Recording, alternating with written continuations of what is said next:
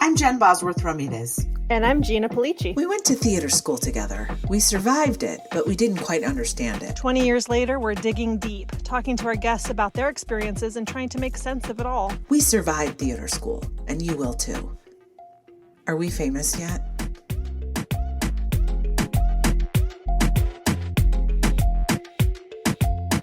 So what's in Death Valley?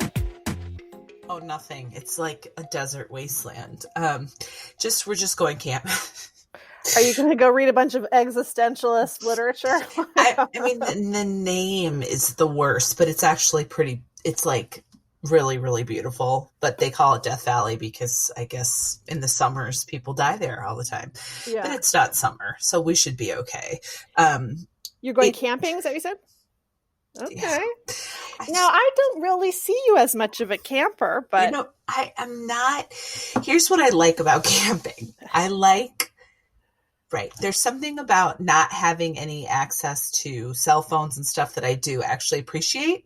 Yeah. However, camping is one of those things where it's like, I like it, and I like it and I hate it. But I think I do feel better also connecting with nature, and I've been hiking, but the hiking trails are closed for fires or they're closed for COVID. So it has been like, there's like no way to connect with nature. So the beaches I've been going to, but the beach also is freezing, not freezing, is very dramatic, is cold so anyway, I'm looking for ways to try to connect, and we bought all this camping gear.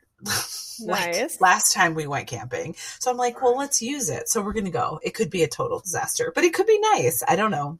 No, it's not going to be a disaster. It's going to be great. I love camping. I would have imagined you saying that you would. Well, I have a little trinket dish that someone gave me that says, I love not camping. So you are not the only person, but you know what? I do love a hotel more than I love camping. So, well, yeah, I mean, that's a given. Camping is a lot of work. I mean, it's a lot of like getting the gear, bringing the gear, packing the gear, unpacking the gear, washing the gear, keeping track of bears and all this shit. I guess in Death Valley you don't have to worry about bears, and maybe you don't have to worry about anything besides snakes. It's snakes. It's literally snakes. So if I get bit by a snake, whatever, it is what it is. Are you afraid of snakes? No. Oh, okay. But I'm just saying, like, yeah, if you get bit, look, if you're sort of willing to take the risk of going camping in a place called Death Valley where it's caught with snakes, if you get bit by a snake, it's your fault.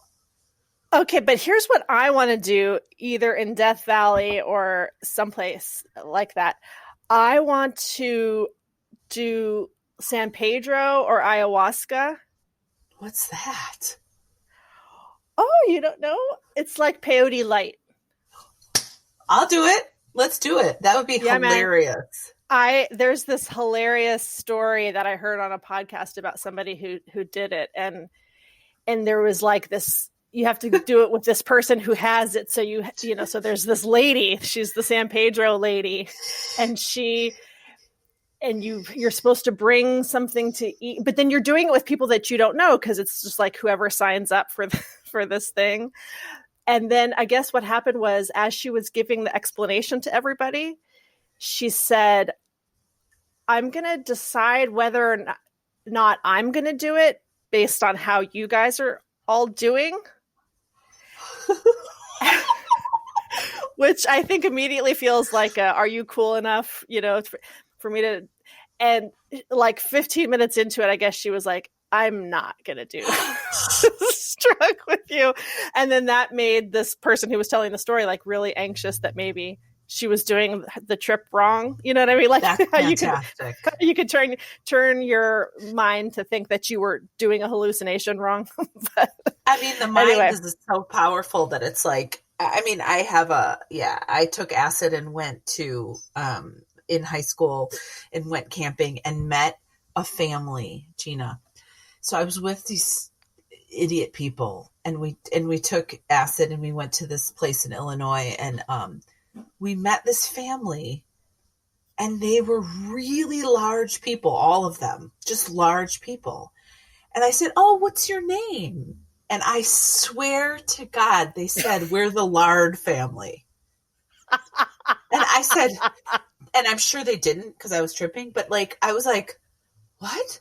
They were like, and I'm sure they were like Larson or something, but they were like, and I heard we're the Lard family. And I thought, that's the craziest thing I've ever, this is, but I couldn't, you know, I was on it. I couldn't like let on, but I'm sure I did let on. But the thing that I didn't like about acid, besides, you know, crazy family names, was that it made me really angry. Really? Yeah. Like really, like that. Mushrooms did not do that. Okay, so what's interesting to me about that is that just recently we were talking about the fact that like your mom was a rageaholic, and so you don't tend toward anger. In fact, I don't think I've ever seen you angry. Oh, not in the way that I feel angry like 90% of the time. that's funny. So I mean, so like, that's an interesting thing to ponder. Oh, I was angry, and I had, yeah, and I think that that's where my my love for true crime also comes in. Is like, there is one thing about serial killers, like they allow themselves to be angry, you know? Yeah, they're fully owning their anger. They really go for it. They really go for it. What if like on one of these, you know, trials, the guy's like, listen, I grew up in a house where I really couldn't express my anger, and that is not healthy. And, you know, say what you will about my killing. Oh my I am not angry anymore. Hey, let me run this by you. So recently, I wrote this, I had this like great thought, and I wrote it down, and now I'm looking at it going, wait, what does that mean?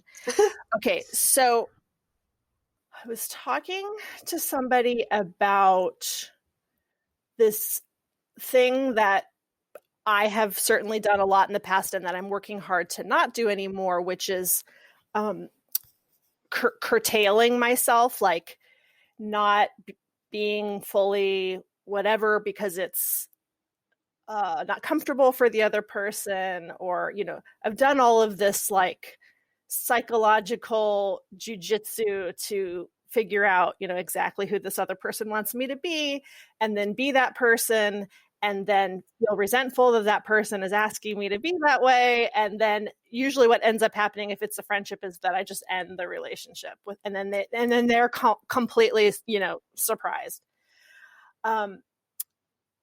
So I had this thought that doing that, the process of curtailing is not the right word. I can't think of the right word, like of hiding yourself, of just not being your full authentic self, is kind of like multi-level marketing, because there's no end user. Like if you're just always being this other version of yourself that another person wants you to be, I'm losing the thread of how I connected it. No, but I actually get it. It never will end. And it also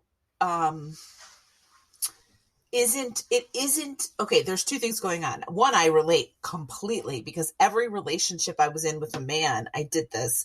And then when they broke up with me, I thought, or when it ended, I thought, but you never knew the real me. I sabotaged this whole thing. So with right. And multi-level marketing is, you never really know for me, what I'm hearing is too, is like, you never really know what the real deal is. Like, yes. Is it that you want me to buy this product and believe in it, or you just want to get more people under you? I think I just remember what it is. So if in a multi-level marketing thing, you're always trying to move up the chain, and then they're always changing the parameters so to keep the people at the top being the only people who are making the money. If you're constantly changing who you are,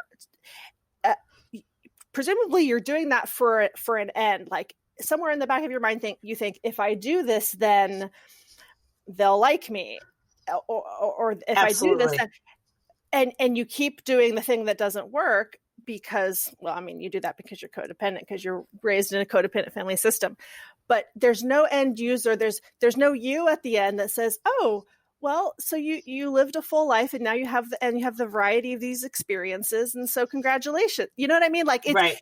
It ended up just feeling to me like this is such a scam that I've been perpetuating on other people and myself. Absolutely. To not own it, right? That is absolutely right on. And I have the quintessential story about that. So I dated this guy, right? He was the guy I met on the airplane when I was drinking heavily. Oh yeah. Uh-huh. Okay, great. Looked great on paper. Harvard lacrosse player. Lived in Long Beach, was, living his life, and we met on a plane. Anyway, I did the thing that I always did, which was, who does he want me to be? Who does he want me to be? Who does he want me to be? Okay, this went on for a year, right? We were not dating. It wasn't a real relationship of any, but he really liked me, but really what he liked was me as a friend. If we're totally honest. And I pushed it and it got romantic but look, it takes two to, as my coworker used to say, it takes two to tangle. Right. But I'm owning my part, which was I did the contortion. I was it was crazy what I was doing. The jiu-jitsu, trying to become who I thought he wanted me to be. Right. Okay. Finally, the only way I was broken free, the only way I broke free and that he broke me free was said to me. Literally, the words out of his mouth were, "You could do anything and I still wouldn't be in love with you. You could." Wow. And it was brutal, but man, it was the first time in my life I ever really heard it. And I was like, oh, I can't win. I can't, which is great, because what that means is I don't have to keep doing he said, you could gain weight, you could lose weight, you could dye your hair, you could, and I was like, all the things, all the things. And he said that, and I was like, oh my God. And it was painful as hell. Yeah. But yeah. It was amazing. I had broken free from the multi-level marketing thing of my own making. And of whatever. I had finally left the multi-level marketing company. Amen. Oh, it was rough. But it was great. And then he died. What? Yes. He died? Yes. So what's that all about? Isn't that crazy? So he just laid it on the line for me, and I was able to move on. For the first time, I moved on, and we became friends. Right? We legitimate friends. I met my husband, there was no weirdness. Then he met this woman that he fell madly in love with. She fell madly in love with him. She's lovely. They had a baby, and she was 6 months old or something, and he was bathing her, and he dropped dead of a heart something. The baby's fine. I was going to say, what happened to the baby? She was home. The wife was home, thank God. But he dropped dead, and he was an athlete, and he had some congenital heart thing that just went bonkers. And anyway, the point is I was given this great gift, and so all this to say, the multi-level marketing pull is so strong on a personal level, on a national, on a psychological level, that sometimes, and who knows when the bubble is burst, but man, I am so grateful and I think that's what's, going to make, it's just amazing. It's also the way that people, you had to go through the pain of him telling you that for you to be free. And basically you just had to cut your losses. You had invested whatever amount of time and energy and effort, whatever. which is the only way anybody gets out of a multi-level marketing thing, which is that at some point they have to say, okay, there is no end user. It's, I have to cut my losses and move on.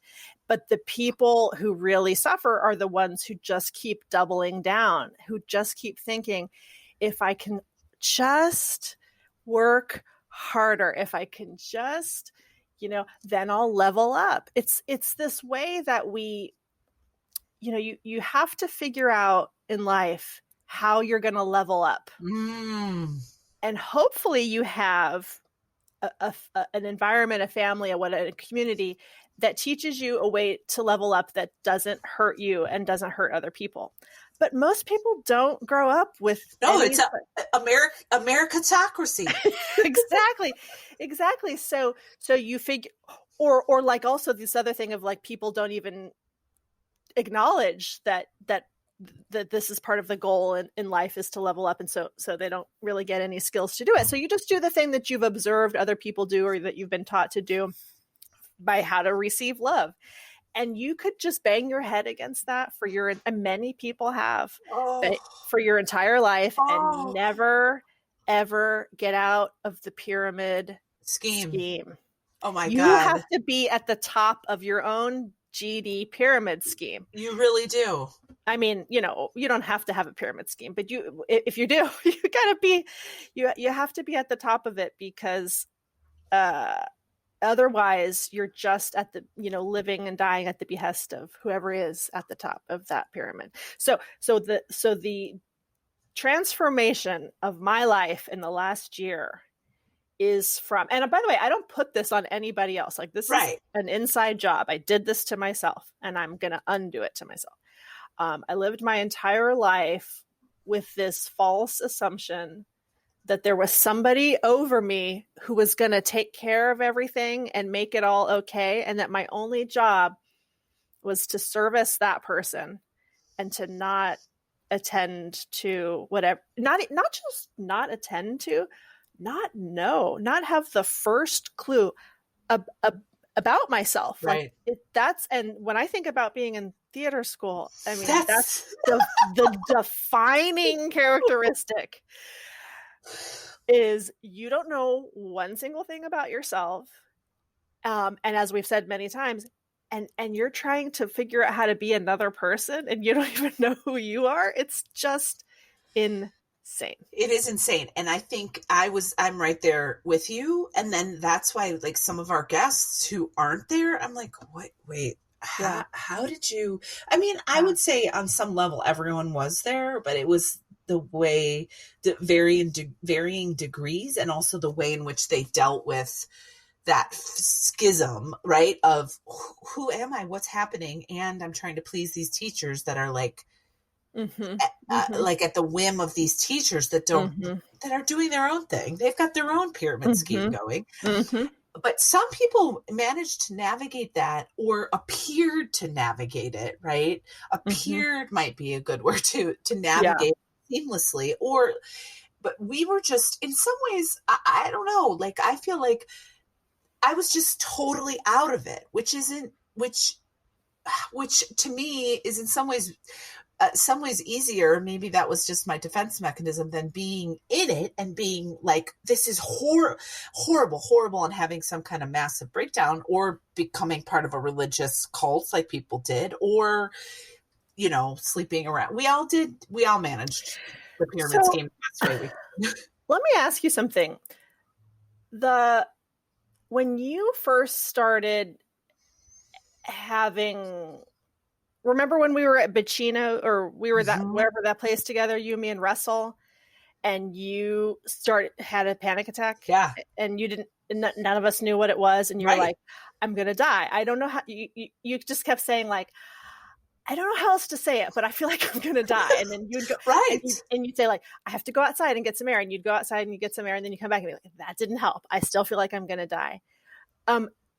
Is there any part of that that's related to this, what we're talking about, in the sense that the feeling is, I don't know who I am. I Yes. don't know who's in charge. Yep. I don't know where I'm going. I Right. don't know what I'm doing. Right. Is that, I think that was it. I think that was it exactly. And I think that it was genetics on top of course, because we're, Yeah. you and I know that has, my parents were both suffered from, mental illness in some way. And so it was genetics stacked on top of the college experience, which was insane, stacked on top of the theater school college experience, stacked on top of we were getting ready to graduate, like we were getting closer to graduating, and I had just been accepted to this crazy program on the East Coast where I was going to be directing Hamlet as a 18-year-old, whatever, 19-year-old. Right. So but yes, I think that's it. I think I was like, my body was just like, in my brain were like, what's happening? I remember it was Pacino's, and it was and the Seinfeld was on. And I remember watching Seinfeld at the Pacino's and being like, I just don't feel, and now I know what it was. Like I was totally panicking and dissociating, but like I didn't know what was happening. It never happened to me before. The body knows, man. The body knows. That's so amazing about your body. Your body will always tell you what's going on. Of course, it's really easy to ignore it and whatever, but that's like the most beautiful built-in warning system. You're having a physical, because feelings are physical experience, physiological experiences, but we're just mostly not trained not to believe them or to invalidate them or to, say it doesn't matter.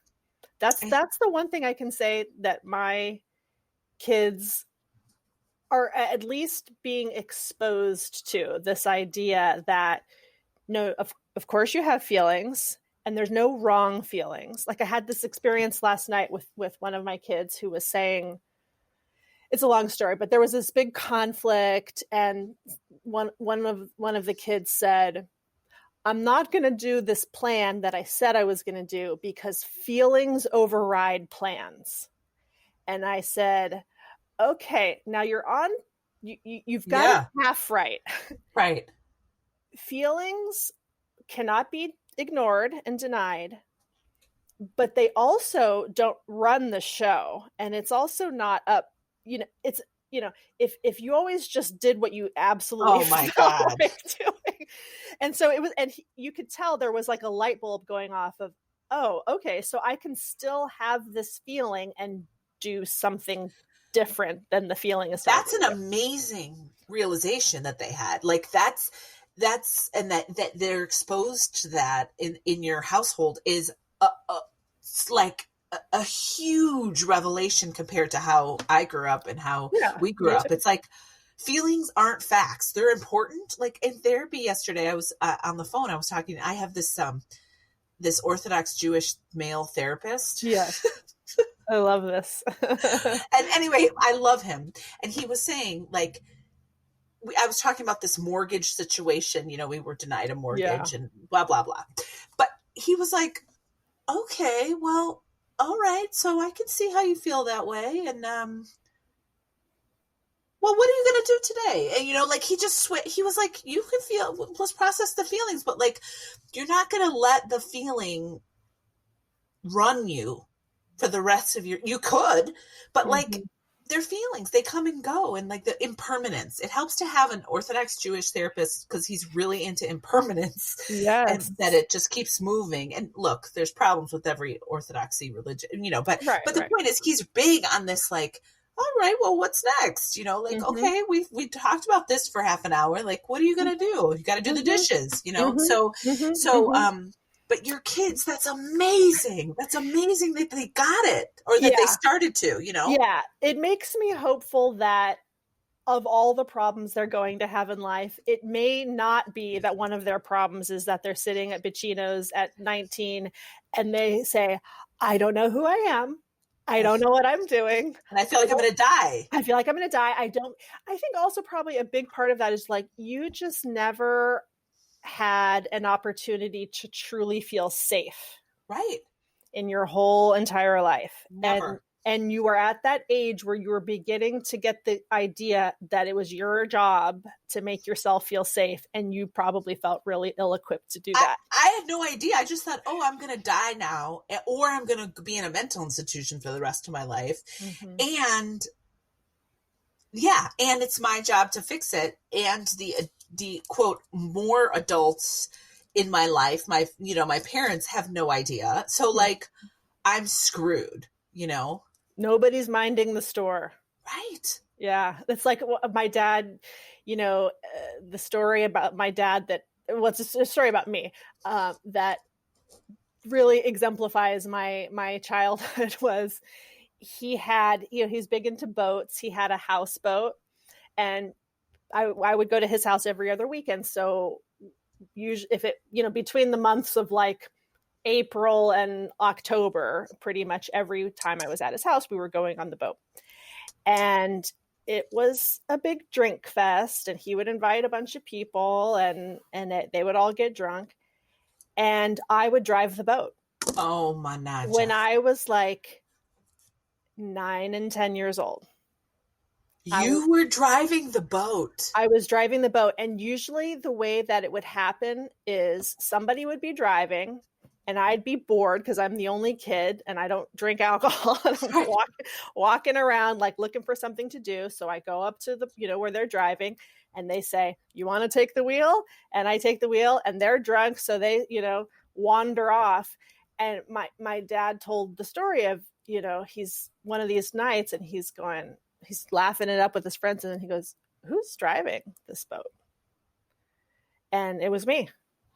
Oh, and that was my job. I mean, I didn't know anything about myself, but the one thing I knew was that everything was my responsibility. Like it was my job to drive the boat. It was my job to make sure that I didn't interrupt anybody from doing whatever it was they were going to do. It was my job to keep my feelings to myself.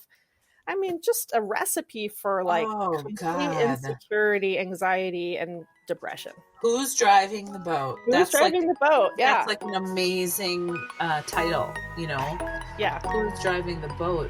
Yeah, Gina, monologue about that. Yeah, as a child.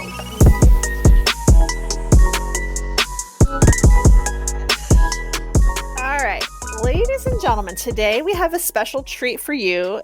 A hilarious, wonderful comic and actress, comic actress and actress, Jen Kober. She's brilliant. She works all around. I mean, when you could, she works all around the country. She had plans for a world tour, and she's been on a bajillion shows, The Purge, all kinds of things. Currently, I think on The Purge, which I have to.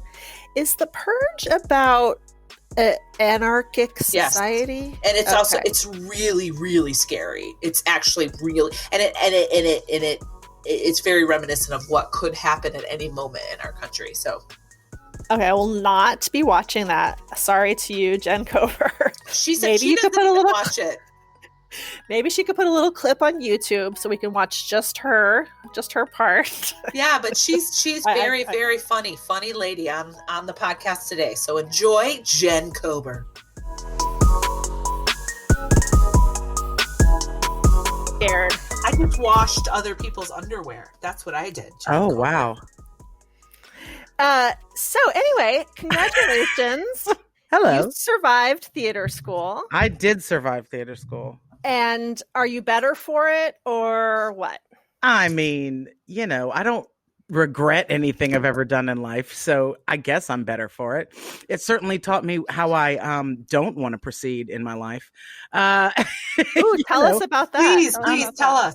Well, because I felt like when I got there, my interest has always been comedy. I've always been into sketch stuff, improv stuff, stand up, and of course, wanted to be a comedic actress, right? Like, Holland Taylor or Sarah Catherine Paulson, yes, two of my loves.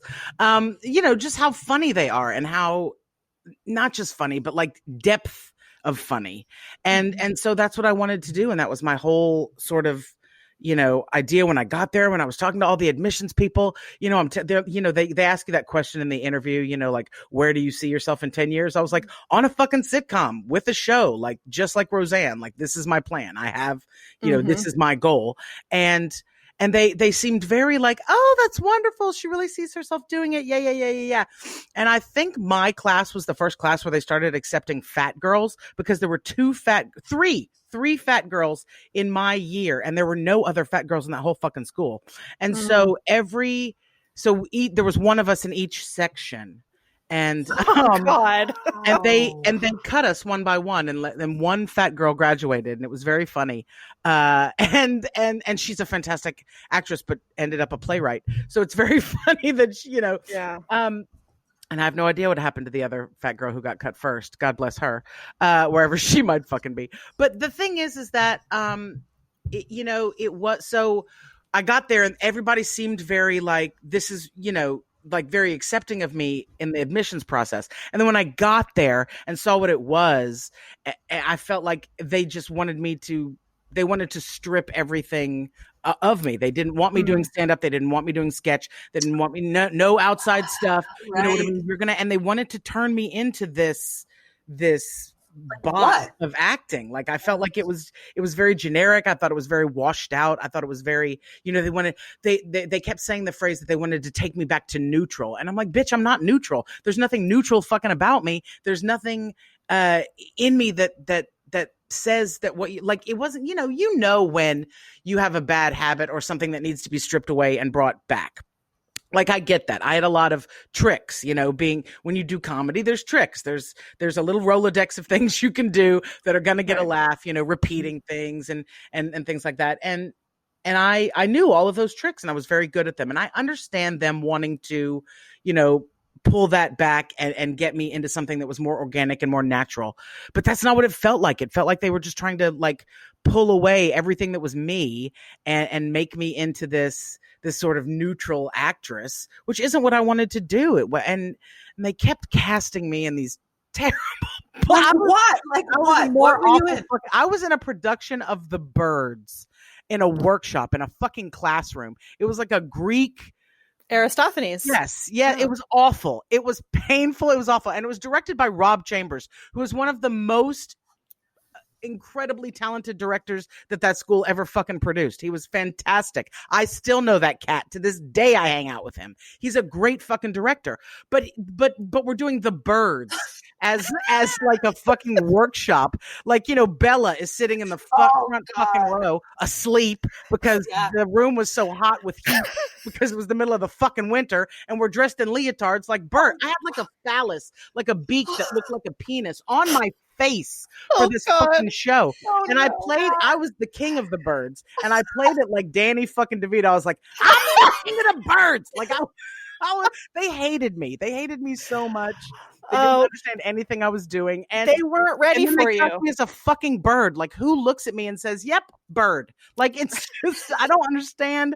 So it was annoying for me to be there because I didn't feel like they understood who I was. I didn't feel like they wanted to understand who I was. I don't feel like they wanted me to bring me to what I was doing, and that felt very stifling and confusing. And I wasn't a happy cat when I was there. Well, so it's a good thing you didn't stay. But I would say, I mean, this whole concept of neutral, I mean, who's neutral? And that's boring in any case. Of course, yes. This to me sounds like there's one idea of neutral, and it's maybe you don't have any type of a discernible accent, and you don't. I think one of the things that Boz and I are learning about is they didn't totally value people who knew themselves. Yep. Absolutely. They didn't want you to know yourself. They wanted to tell you who you were. And I didn't like that at all. And I certainly didn't adhere to that very well. I mean, I got kicked out after third year. Which I didn't think they did. Guarantee you're supposed to get from 3 to 4. Yeah, they were like, you got to go. I was not happy. I mean, I just was not happy. And I was telling it to everyone who would fucking listen. And they were like, okay, now you're starting to like deter people from their work. You're distracting, whatever. But I just, and I also did not enjoy what was his fucking name? I'm not going to remember his name now. He did not enjoy me and I did not enjoy him. And I told him that. I was like, who the fuck are you? You're a teacher in Chicago at an acting school. What the? If you knew anything about acting, fucker, I'd know your name from TV. Like, go the fuck. You know what I mean? I'd have you in my head from Broadway. I'd know who the fuck you were. You are a little man with a little power and you really want to wield it at me. And that didn't go very well for me, I'm sure. I was also not a fan of that voice teacher bit. She also goes suck a bag of dicks. A big bag of dicks. Yeah. She was an awful human being to me. Yeah. And listen, this is the best story ever. We did, I don't know if you remember this, guys, because maybe you were in the audience of it, but we did a show.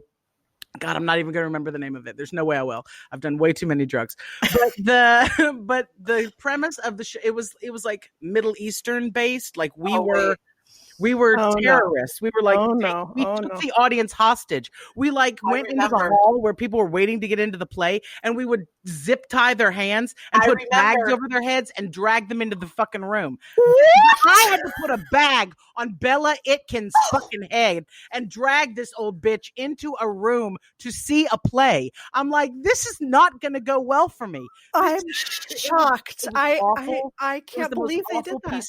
And I'm like, this is my life's work. This is what I'm here to study, work that I want to do for the rest of my life. And you are putting me with this it was, I couldn't, I literally remember calling my parents and being like, you need your money back. You need to start asking for your money back. Yes. These people are fucking me. Like, it just wasn't, it was bad production after bad production after bad production. And it wasn't fun. There was nothing enjoyable. I used to enjoy acting. I used to like my job. I felt like the whole time I was there, I hated going to acting class. I despised it. I'm like, this is what I'm here to do, and I don't like doing it. So it was an experience like that for me. And P.S., I have never, since leaving there, had a terrible experiences like the ones I had there. Like, that is not, I'm like, maybe this is just indicative of what it is. Maybe I just didn't have a clear picture of what theater would be, and I didn't know what acting was going to entail. And then I'm like, oh no, they're just really fucking bad at it. And it's not even where it was. It's over on a different street. I think it's down on Dickens. It's like, or Racine. It's like really, it's a whole thing. And when I saw what they had, I was very upset. We had some kind of maze of two buildings fused together with like staircases I could never figure out. It was a mousetrap game, and you know, like, we were performing in classrooms. They have black box theaters, and they have a beautiful main stage, and they have, you know, all of this. It's a whole building now, and I'm like, oh my God, this is the education I would have wanted had it been available in the 90s. It was not. It was just a timing thing. They weren't ready for you. We've gone over ad nauseum how many just like cultural, institutional, major basic problems there were. And I think they have taken like a lot of the steps. Fact that there were no people of color. Right. Exactly. Women were I mean, like, Can I ask a question before I forget to ask it? Sure. Yes. Okay. So that attitude of like, you were able to say I don't like you, and I don't, and who basically, how did that, were you able to were you raised to be able to speak that? Because I think a lot of us wanted to, but none of us said that. You know what it was? It was that I wasn't necessarily raised to, I mean, certainly, you know, I'm not ever one to hold my tongue, but I certainly would have shown deference to I mean, I didn't speak to anyone else that way. The thing was, I didn't respect his opinion. I'd heard him speak about things. I'd heard him critique things. And I thought, you don't know what you're talking. Like, that's not, I don't feel that way. That's not. So because I didn't respect his opinion, right, whether it was like mine or not. I mean, there were certainly people that I differed from, you know, like Joe. It's not like me and Joe Slowick were fucking best friends, but I respected the man as an artist. I respected his very calm way of speaking with me. Even when we disagreed, I appreciated that he was, you know, willing to take the time to let me know where he was coming from and why he thought that, and what his, you know, what his vision was for me, and to understand that. And even if it wasn't like mine, I could appreciate it. I could respect it. I didn't, right. But everything said rubbed me the wrong fucking way. And at the time, he was being very acerbic with me, and I just wasn't going to have it. Like I felt like I had nothing to lose. I felt like I kind of saw the writing on the wall. Like, clearly you guys don't fucking know what to do with me. And this, and I was ready to go on my own anyway. Did you stay in Chicago, or did you leave right away? I did stay in Chicago. I went to Columbia there in Chicago, and I got trained by, the guys that were running Second City at the time, Jim Ziviak and Marty deMaat and all those guys. And it was, I wish I'd gone there from the beginning. I mean, to be honest, like when I got there, I was like, why didn't anybody tell me this was going on? Like, I got a degree in comedy there. Like it was fantastic. I was writing sketches and in a group and doing stand-up classes and writing monologues. And like, I was like, the difference was night and day, and it was so much more inviting. And I thought that there were a couple of people that had gotten kicked out of my first year class that had gone to Columbia, and so now as fourth years, as seniors, we're meeting up again, and I'm like, and they're like, yeah, isn't this better? I'm like, holy shit, why didn't you tell me? So it was so much better of a program for me. It seems like maybe one of the differences there is, I mean, the thing about DePaul is everybody took themselves extremely seriously, including most of the students, if not all of them. So it seems like one of the key differences is that Columbia was not so precious. And it was really very focused on getting you to the next step, getting you to a job. They wanted you to be a working actor. You know what I mean? Right. Like, because these were guys from Second City and from Improv Olympic that were training us, they were training us to be in those shows, to be in a place that did that kind of work. And so that was so much more appealing to me. And like, what's funny is, in my actual life, once I got out of school and got out here and got an agent and a manager and started working, I get cast in more drama than I ever do comedy. It's unbelievable to me how I'm on the Purge. I'm on like 6 episodes of the Purge. Really? I don't even watch that show because it's too fucking scary. And I wouldn't take the job until I made sure I didn't die on screen, because I was like, I can't do that. I don't have that scariness in me. I can scare the shit out of myself. I really don't need you to help. It's not like I'm working in comedy all the time. I do tons and tons and tons and tons of drama, but that is because and the reason I'm able to do that is because I'm so comfortable with myself, because I know that like the emotion, the organicness of it is just going to come from me, because I've had a life, and because I know how to call on the things I need to call on, to work out a script. And I did lots of one thing that they did do at Columbia for me that was really important was script and like text analysis, like the here's what the lines say, and if you do the scene reading the lines, it'll be fine. But like, that's not how people talk, and that's not how real things go. And watching speech patterns, and they had us watch episodes of shit, and then you would, while you're looking at the script, so you can see what actors are doing while with the words that are on the page, and then how they end up saying them, and you're like, oh shit, I'd have never thought to do that with that because of the way it's written, but look what this person did. They brought it to fucking life because they said it the way people say it, because they reacted to this word over here or whatever that was. Columbia really, Marty deMaat in particular, really did a lot of that with me that resonated, that really helped me to figure out what it was to act, to take on someone else, to be a messenger of these words to audiences, Yeah. Go ahead. No, I was just going to say that the thing about the transition to actually working, there was no emphasis when we went to theater school about what was going to happen after, other than if Jane Alderman thought you were cute, there was maybe hope for you to audition for something. And even if you audition for it, you may not know what the hell you're doing. So it sounds like Columbia really prepared you to work, like you said. They did. Amazing. But I feel like they prepared me to work in a different way, because they prepared me to, first of all, they encouraged us to work with each other. Excuse me. And 2 of the people that were in my class are on Saturday Night Live right now. So, there's they taught you how to work with each other and how,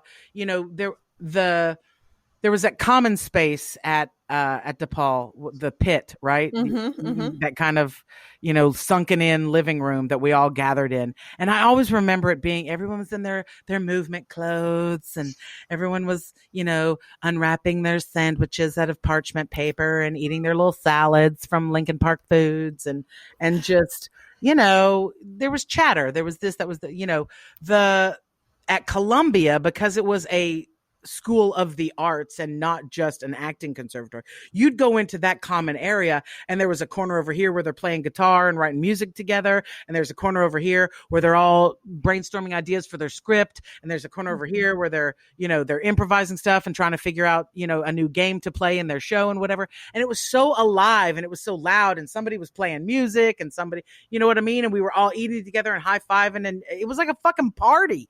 And did you end up going to Second City after you graduated? I did. I took some Second City classes. I ended up, I had auditioned for Second City at the Big Stinkin' Improv Festival that was happening in Austin. Okay. In like 98-ish. And I got picked up by Disney. So Walt Disney World in Florida used to have a downtown Disney, which was like an adult, there were nightclubs and whatever. And the kids could be there till 6 p.m. and then the kids had to go, and it was just adults and stuff. And they had a comedy club on that. It was called Pleasure Island, was the name of the little, all the nightclubs and stuff. And they had a comedy club called the Comedy Warehouse that did improv style shows, like Whose Line Is It Anyway? The audience yells stuff out. We just make stuff up right there. And they picked me up, and I did 5 shows a night, 5 nights a week. Wow. For 3 years. Wow. So you just get funny, or someone will be funny on top of you. Correct. So because that was so intense and so all the time, and you're making the whole fucking thing up, and you're working with people that have been doing this and are fucking really good at it. So you really start stepping up your game. And that was the best thing that was the best training I ever got. That was your grad school. That was boot camp. That was all of it. Yeah. And I had gotten into grad school. I was going to go to the University of Florida in Gainesville. They wanted me to run their theater strike force, which was a huge improv group that they have. I mean, literally, I taught there the summer before I went to Disney, because I was going to go to school there. So I went that summer semester to get used to it and check out Gainesville and whatever. And I taught in a stadium. That's how many people were in my class. There were like 400 kids in the theater strike force thing. There were 40,000 students there, and 400 of them wanted to be in the comedy group. So I taught in the stadium. That's amazing. Bullhorn. I had to divide them all up. It was a lot, but I fucking loved it. It was great. They were all so into it, and they were all at different levels. And so I had like a little team of elites that I had kind of be the team leaders for these people that didn't know what they were doing, whatever. I set up a whole new fucking system there. It was ready to go. And then Disney hired me in August, and I was like, okay, not going to school. I'm going to go work. They offered me a job, and I got out of debt. I bought a car. 9/11 happened, and I took that car and got the fuck out. I left. So I see. I was like, I don't want to be in Florida if the world ends. I competed in speech in high school, and 2 of the girls from another school who I adored, they were so funny. They did a duet of that Christopher Durang play, Baby in the Bathwater. And they did a scene from that to compete in speech with. And I thought they were the funniest thing I'd ever seen.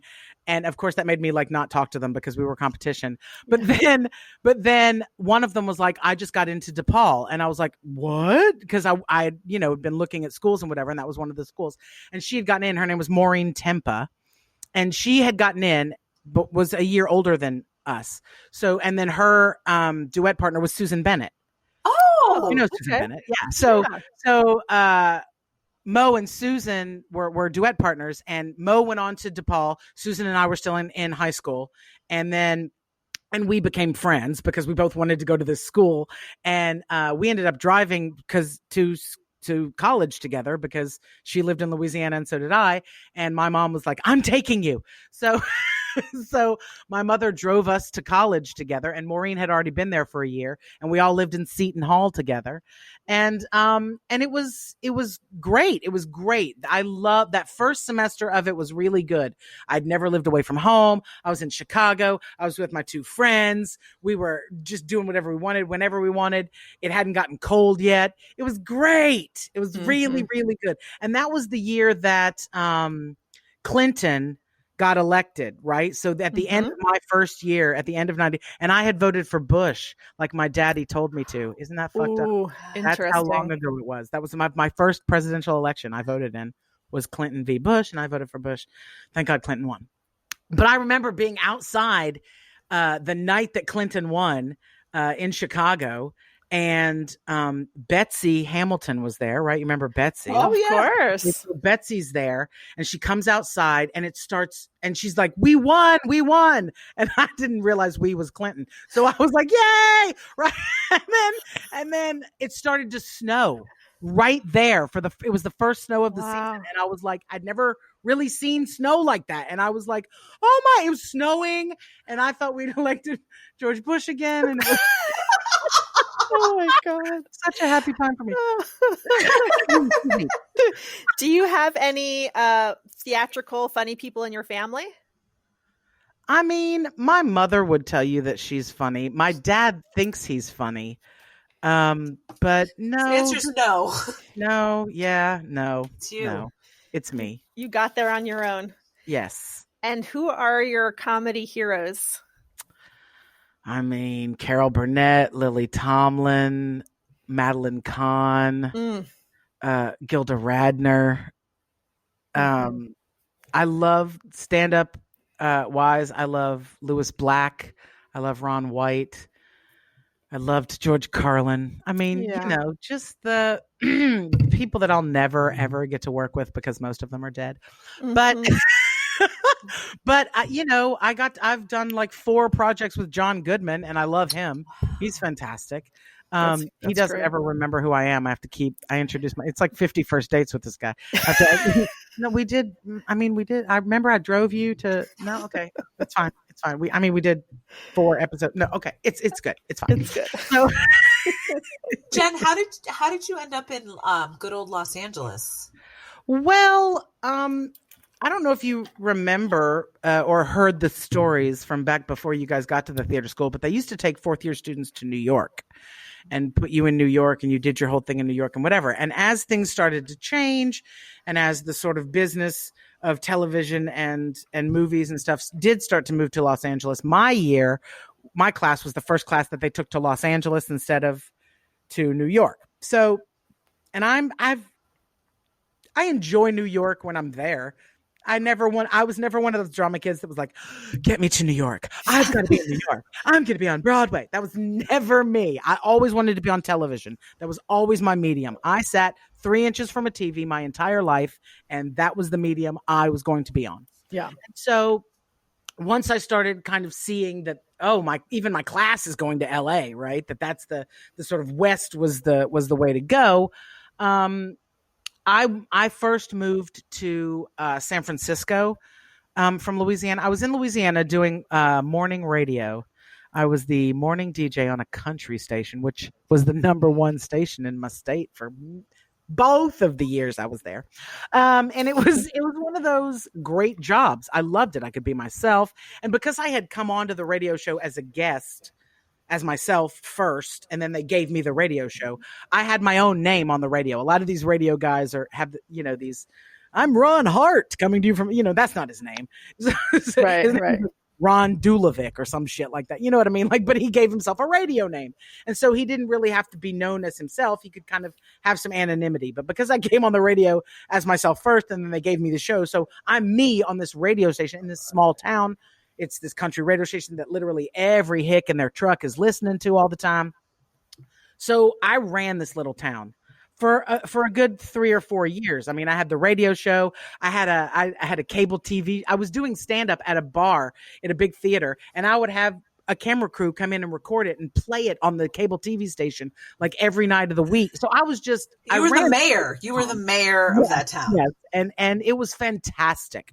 It was the people there were super inviting to me. They were super welcoming to me. Nobody cared that I was gay. Nobody cared that I was talking about weed. Nobody cared that I was cutting my hair short. Like it was everybody was just cool with me. They just liked me. And so I think they really opened themselves up to something that maybe they wouldn't have if I had come in screaming, I'm a big gay lesbian and I'm going to do comedy. Like if I, I think, but because they kind of knew me and I'd been on the radio and I talked to them, and so many of them because I finished my degree there in that little town too.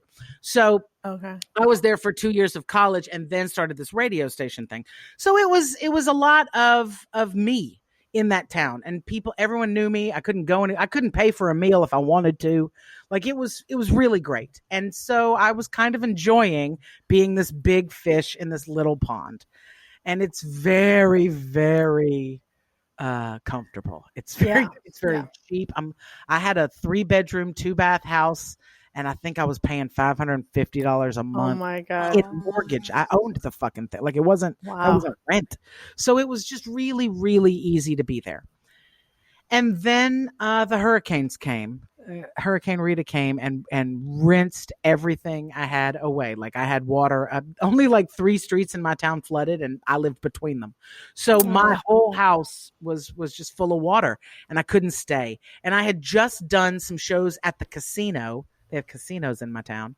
And I'd just done a show with Sinbad. Sinbad had come to town, and because I was the radio DJ, he had come on the radio to like promote his show.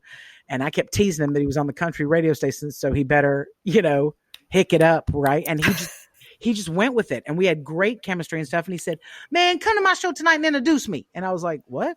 Yeah, come to my show tonight and introduce me. It's gonna be fun. Come on, Jen. I was like, all right, man, I'll come introduce you.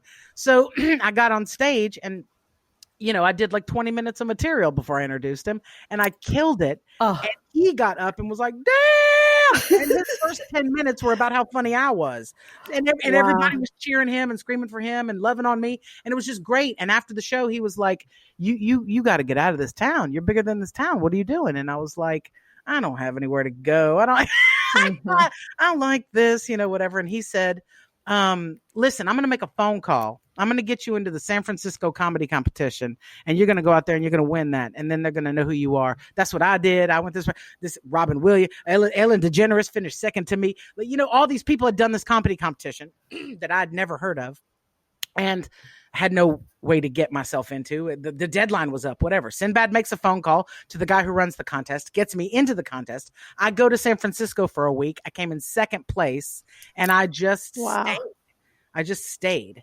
And I stayed in San Francisco for about a year. And then all my friends that had moved to LA, a lot of my friends from the Comedy Warehouse in Orlando have since moved to LA now, and they're in LA. And they were all living in a building together, like a Melrose Place kind of situation, pool in the middle, apartments all around. They called it the Comedy Commune, and somebody was moving out, and there was going to be an opening. And my friend was like, come on, now is the time. This is it. You can get this apartment, blah, blah, blah. So I did it. I just made the move to LA. And because I was living in a building of people that I knew, I felt really comfortable. And I felt like, not like alone in a big city where I don't know anybody. I felt perfectly at home.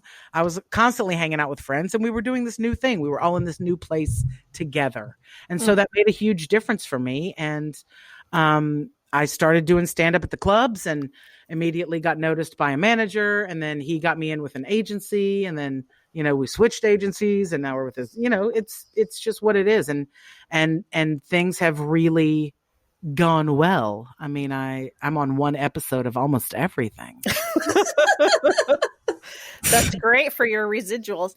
So thank God for residuals. Thank God for residuals, right? So it sounds to me like you went from being horrified and depressed at the theater school to having the exact career that you wanted. Absolutely. And there were people there at that theater school that were helpful to me. I don't want to paint everyone with a terrible brush. Phyllis can do no wrong. In my book, that woman should be anointed and healed and risen up. I loved me some Phyllis. I just felt like she was, Betsy was very, very good to me, always in my corner.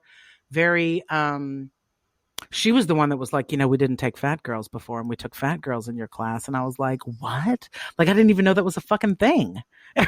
Do you know what I mean? So barbaric. I didn't know it was a thing. It was so, and that's why she wanted me to do well. She was like, I was the one that was like, we gotta their people are of all different shapes and so when I knew that she fought to get me in, and when I could feel how supportive she always was of me, it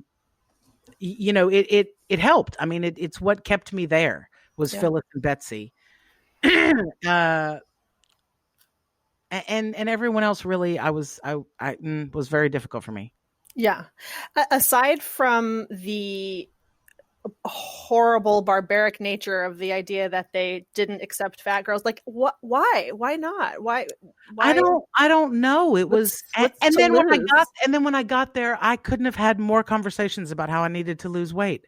I was like, what? God. Oh, really? Do you know how many more parts you'd be right for? Do you know how much more we could do with your casting if you were just thinner? And I'm thinking to myself, this is the size I've been my whole life. I wasn't one of those skinny girls that got fat in college. I've always been a big person. Always, always, always. And so for me to get there and be told you wanted me to lose weight, like I'm not going to be this. I'm not, even if I lost weight, I'm still going to be the chunkiest bitch in the room. Like I'm not going to be this skinny little ingenue. Right. So why wouldn't I just embrace what I am and use that? And that's what I felt so much friction about was, they did not know what to do with me. They just didn't. And I was 20 years old and they're casting me as old women because I'm heavy. Mm-hmm. And I'm like, okay, I'm never going to play. How are you helping me with this? Like it was, we did opposite of your energy. I'm an old fucking woman. I'm like, what is happening right now? Like no one's going to cast me this way. And I get it. We have to do what we have with what we have and take it as a challenge and blah, blah, blah. And I did. And it was fine. But I just didn't feel like I got to express anything while I was there. I felt like all I was told was, bring it down. You are too much. You are too loud. You are too talkative. You are too funny. You are too joyful. You are too whatever I was, all the things that I was, and it was too much for them. And, luckily we all figured it out before I stabbed anybody, but their loss. And I was going to say that, it's a denial of who people are in their essence at a very young age. And it's really harmful. Yeah. And I'm obsessed with the concept of resilience, and your resiliency is stunning. Well, you know what it was? Stunning. It was that I had spent my entire life up until then being told something else. Like my parents were always like, you're so pretty. You're so smart. We love that you talk. Keep talking. You know what I mean? Like everything in me was like, I'm a badass bitch. And then I got here and they're like, trying to knock me down. And I get it. There is a going from, oh, I'm a big shit in my little town to like, oh, there are also other talented people in the world. And maybe I'm not the best at what I do. And believe me, when I have never felt it more when I did that San Francisco comedy competition. I thought, oh, this is it. I'm going to win this competition. It's going to be right. And the first night of the competition, I walked in and it's like 20 comedians in the first round. And I saw the kid that ended up winning. And the minute I saw him, I was like, fuck, I can't do that. He's better than me at this. He's better at this than me. I don't have that. I don't have what he has. I have a lot of sizzle and not a lot of steak. I got to get some fucking steak. He has got steak and sizzle, and look how fucking amazing it is. I was a competitive person. I am number one I am the star of my movie. And to have seen him do that and had it in me to go, oh shit, I better get better at this. I need to raise my game up. This is the level I'm playing at now. And to have seen that, and he was the nicest guy.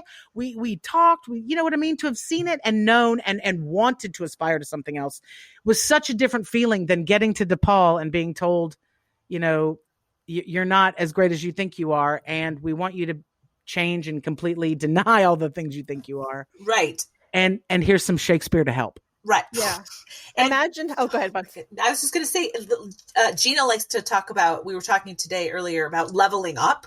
So you were able to level up when you saw this fellow comedian. And I feel like at the theater school, they were like trying to get everyone to level down, like push down, like go to the biggest denominator. Yeah. And the people, I mean, listen, I have kept up with the people in my class. There are probably 3 of us that work. 3 that you will ever see on anything, in anything. There's a couple more that work, in some sort of teaching capacity for it, or, Susan does a ton of voiceovers.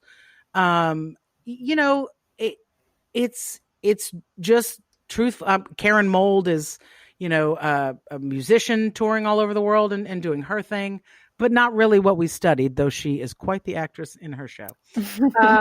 But you know what I'm saying? Like it's not a lot of people are just doing acting as their job right now, even though that's what we all went to school for. Yeah. So, and the ones that are working from my class, they aren't the ones that were getting all the parts. They aren't the ones that were. I'm like, you looked over this poor bitch for 3 fucking years, and she's on a TV show now. Like, so clearly what they valued and what they saw as being so castable and so good and so great. Yeah, that bitch had 3 babies and has never acted again. Like, so it just isn't all about that. And so to have come out of it and realized, oh, not even a lot of us were even going to stick with this and do it. It kind of puts a whole different spin on what we were doing at the time anyway. Thank God you had this sense of yourself before you went there, because I think the more common story is people who were told that they were shit their whole lives. That's why they became actors in any case, because like somebody accept me. And then they get so much worse when they're impressionable and being told. And I'm kind of in that category. Like it was really easy for me to believe that I was not castable. And then that was the experience that I had at DePaul, that they never cast me in anything except for like just throwing me a scrap of I had to be cast in something. Yeah. And it has taken me 25 years to get to here where I'm like, actually, I'm really not going to wait for somebody to tell me it's okay. I'm just going to do it on my own. But I would have liked to have done this 25 years ago. I agree. Can I tell you a great story? There was a kid in my class first year. His name was John Launius. He was a skinny, bony, tall string bean of a kid with a flat top. And he was from St. Louis, Missouri. And he was there to be an actor. And but he was a weird kid. He was like into martial arts and talked a lot about Zen things. He was a weird kid. Yeah. And, we're all 18-year-olds in theater school, first semester away. And but Phyllis paired us together to, how she would always have you massage each other before to warm up your voice, right?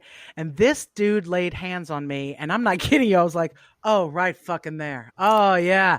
Oh, I'm going to give you 30 minutes to cut that shit out. Oh, this is so good, right? He just had the best, strongest hands, and he had such a sweet, kind, deep kind of man voice, and he would just say, just relax, and he would and I was like, oh my God, I love this. So every time we had to be paired up, I always wanted to be his partner. And then we start talking, and I realize he's not really that weird. He's just into some stuff I'm not into, and we become friends, and pretty soon he and I are having all our meals together and blah blah blah. And but the rest of the section still thinks he's a weirdo. And they're like, what are you hanging out with the weird kid, weird kid? And I was like, he's a nice guy. You guys stop. He's nice, like whatever. I'm that person. I have to love everyone. And so then I went for a weekend home to Louisiana. It was homecoming at my high school, and I was so homesick and just wanted to go home just for the weekend. So I flew back to Louisiana and to go to a football game. And, everyone there was like, oh, how's Chicago? Blah, blah, blah. Right. So I was like, again, I'm a big little fish. So happy to be there. And I come back to school on Monday, and John is gone. He apparently, I had missed Friday's classes because I was on a plane to get home for the football game. And apparently during Friday's voice class, he had some kind of meltdown, some kind of, crack up, realization, whatever, and got really angry and told everybody he was leaving and he couldn't, and just left school. And I never saw him again. I never saw this kid again. And everybody, they were like, oh, he packed up his whole dorm room. He left school. He went back to St. Louis. Like, by the time I got there, he was just gone. I never saw him again. Cut to February of this year. I get a Facebook message from a kid who's like, listen, you're probably not going to ever remember me, but you were super nice to me at a time when I needed somebody to be super nice to me. And I've never forgotten you. And I'm a producer and I've watched your stuff. A friend of mine sent me one of your stories, had no idea you and I knew each other. And this kid now produces my show. He's taking me. We were supposed to be in production in Europe this summer, filming my special. And this cat is like, now we are, I love it. I love it so much. He's going to produce my 1 hour special, but because I was nice to him back when we were kids in college, and what he ended up telling me was he realized while I was gone, when everybody, that one day where he was just so isolated and nobody was really talking to him and everything, he said he realized that he just wasn't good enough to be an actor in that school. And everything in his head had told him he was going to be an actor his whole life. And when he realized he wasn't good enough, it just hit him so hard and he just wanted to leave. And he just left it all. And he was like, there were no cell phones. There was no email. In fact, I remember walking to the computer lab. Remember that was in the library, computer school. I remember walking to the computer lab with my roommate then, Kelly Burney. Remember Kelly Burney? I do. So I walk with her to the library and I'm like, why are we going to the library? She goes, I have to check in the computer lab. I sent somebody an email. I'm like, oh, what? She's like, an email. You can send messages through the computer. I was like, that's the stupidest fucking thing I've ever heard of. Why would anyone? You're such a nerd. Oh my God. Why are you such a nerd? And I was like, there's a post office, bitch. Mail somebody a letter. What are you fucking talking about? And she's like, no, but it's like immediate. You can. And I was like, that sounds fucking stupid. Like, I was just no clue, right? So there was no way for me to find him. There was no Google. There was no nothing. I didn't know how to find him. And I just never, I guess every once in a while I'd wonder whatever happened to that guy, but that's amazing. And he's and P.S. he went on to he was a martial arts trainer. That's what he became. And he trained Steven Seagal. Went on to do that and then got into the behind the scenes and production stuff. And now is running a media company, Vidzu Media, and was like, what can I do? How can we work together? How can I make this a project? And I was like, well, I'd like to shoot a special. He's like, done. Where do you want to shoot it? I was like, Europe. He's like, all right, let's make, just everything I want. He gets me. And why did you pick Europe as the place you wanted to film your special? Well, because I wanted to talk about Trump, and I thought that would be most successful there this summer. Clearly, I don't need to do that anymore. Thank God. Thank God. I unfollowed him on Twitter, and I don't think I've ever been so fucking happy.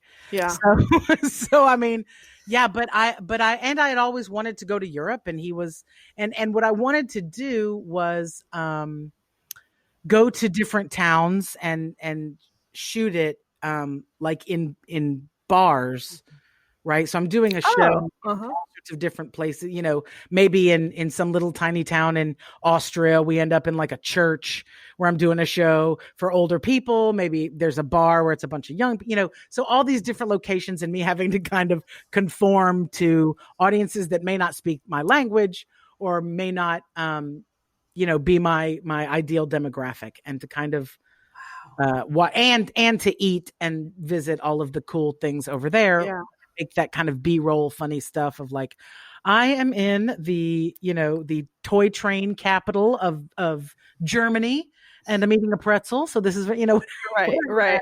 Is that all just postponed until next summer? Yeah, we just had to scrap it all because Europe has done what so many have wanted to do, which is just say no to America. Yeah.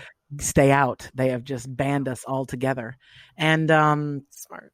I could fly to Croatia and then ground trip it through to Europe if I wanted to, but that seems like a lot that seems like a lot. So, so we decided to postpone. And one of the people who's going to be my line producer on that shoot was Misty Springer. Do you remember Misty? Oh, yes. Yeah. She and I have stayed in touch, and Wow. So there's like theater school friends. There's theater school people all over the place for me. Of course, it wasn't the people. I was perfectly popular. I was perfectly liked. Nobody. There was no. It was the system. Staff. It was the system and the staff. The whole, and I think there was another lady there, a tall little string bean of a thing. Patrice Eggleston. Her. So she was trying, right? Like she tried to be nice. She tried to kind of put me back on track a few times. And I was going through a bunch of health shit when I was in school too. And so she was, aligning my solar plexes and doing Reiki and shit on me, stuff I had no idea. The Feldenkrais. Polarity therapy, right? Like lining up my pressure points and shit. And I didn't know what it was, but I knew she burned an incense I liked while she did it and played some calming music. So I laid on a fucking table. Like I didn't even know what I was getting when I was getting it. There was something that she said to me though that has always stuck with me. And she said to me, you learn to swim in the winter and ice skate in the summer. And I really took that in. Like you learn to do things while you're not doing them. And so even though I felt like, I'm withering on this vine, I'm not doing stand up, I'm not doing improv, I'm not doing sketch, the things I want to be doing. And I felt like that was just not going to be there for me when I wanted it again. And it was the exact opposite. I had so much to say and so much to offer. And I'd been thinking and mulling it over in my head so much, coming up with different characters and different funny quirks and all of these things because I wasn't getting to do it. Mm-hmm. And so it was right there for me when I was ready to do it. And so thank you, Patrice. Yes. Again. Thank you, Patrice, for that lovely lesson because that happened with me. What we've learned, what I've finally realized after talking to you is it was really these 5 white guys who were making all of the old white men. There was a lot of old white men at that school in general. I mean, Phyllis was the only staff member of color for a very long. She might still be. I don't know. I'm not there, but like, it was ridiculous to me to have a class of. I mean, what are there? 20 people in each section, 3 sections, 60 a class of 60 people. And there were 3 black kids. Like, what? Mm-hmm. And I mean, tons of women and some of these people, I was like, really? You thought this guy was going to be an actor? Come on. So, yeah. Like this kid can't even get his ass out of bed. Yeah. He can't shower. Without being stoned. What the fuck? Though I will say that was one of the most wonderful things that happened to me at DePaul was my discovery of marijuana. Oh my dear. That turned out to be a lifelong relationship. Actually, I still talk to Mary Jane. Well, you had to find her somewhere. Thank goodness. I did. And Karen Mold got me, she and her friend Danielle. Dee Dee, what was Dee Dee's? Yes, Danielle was her girlfriend, but we hung out with this girl, Dodie. Dodie. Okay, so we hung out with Dodie. She was like a stage manager, right? Yeah. So Dodie and Karen were living together at the time. We were first years, and Dodie had a car because she lived in Chicago.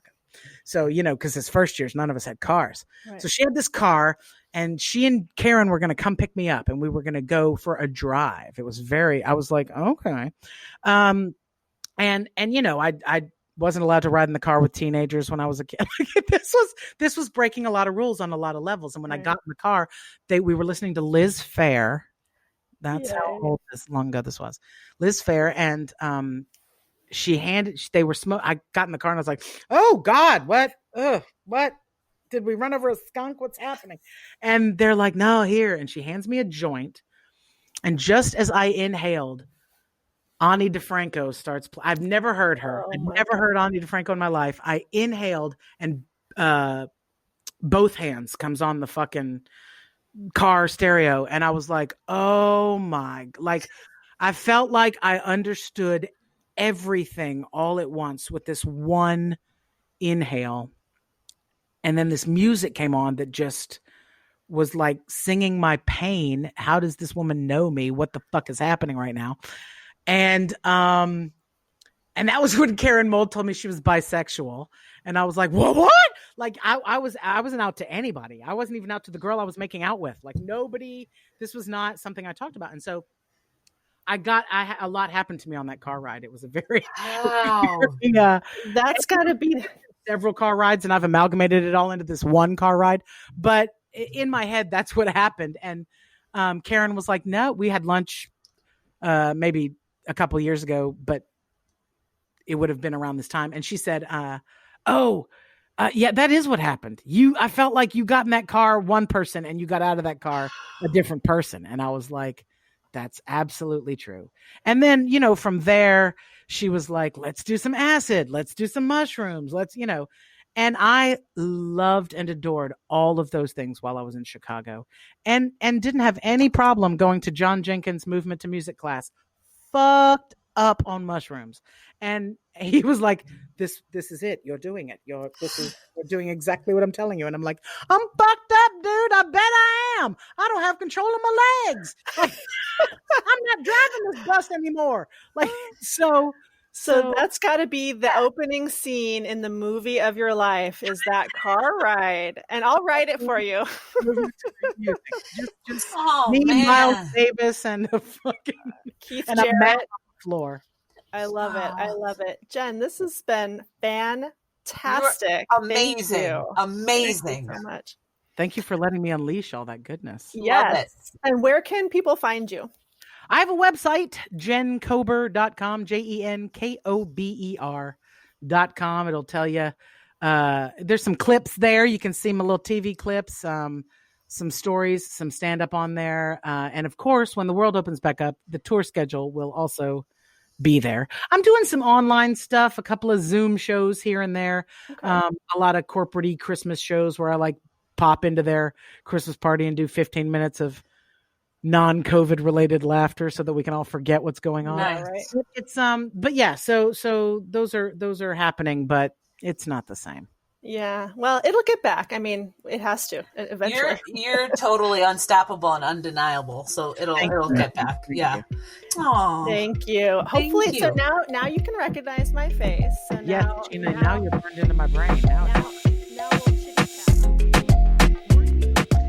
I Survive Theater School is an Undeniable Inc. production. Jen Bosworth-Ramirez and Gina Polici are the co-hosts. This episode was produced, edited, and sound mixed by Gina Polici.